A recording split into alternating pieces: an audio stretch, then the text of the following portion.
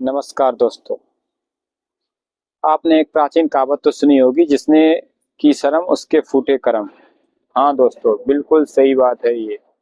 आज के इस दौर में सबसे बड़ी समस्या है हमारी शर्म।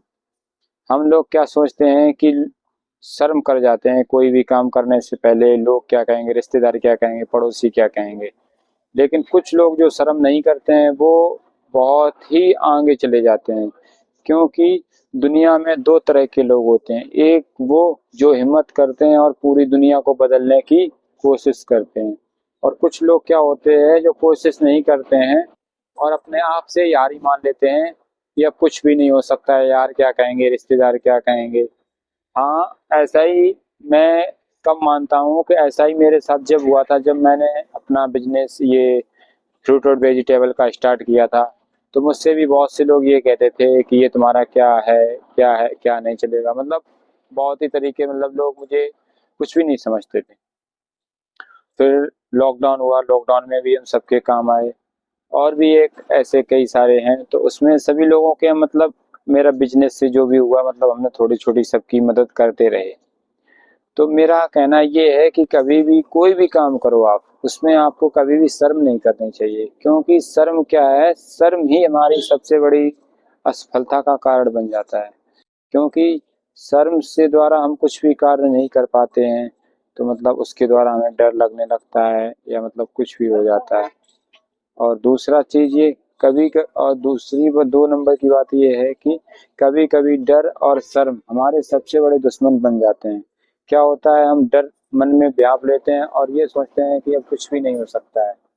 इसलिए डर और शर्म से बच के रहना चाहिए, हमें डरना नहीं चाहिए और ना ही कभी।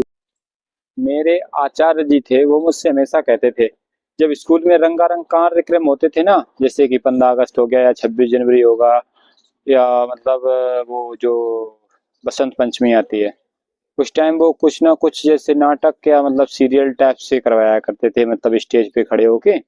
तो वो उस टाइम मुझे भी पात्र का कोई नाटक का या कोई राम बनना पड़ता था या लक्ष्मण बनना पड़ता था।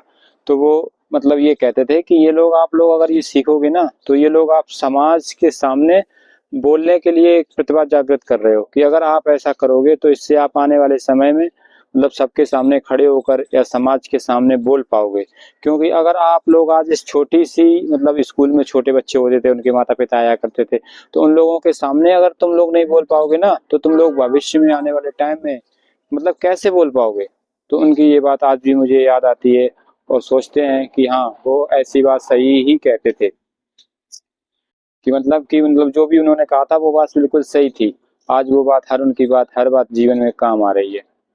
और इसलिए दोस्तों, मेरा आप सभी से ये है कहना कि इसलिए शर्म शर्म मत करो, शर्म शर्म मत करो और कदम बढ़ाओ सफलता की ओर। क्योंकि सफलता आपकी राह देख रही है, आप जिस तरफ भी कदम बढ़ाएंगे उस तरफ सफलता आपके कदम देख रही है।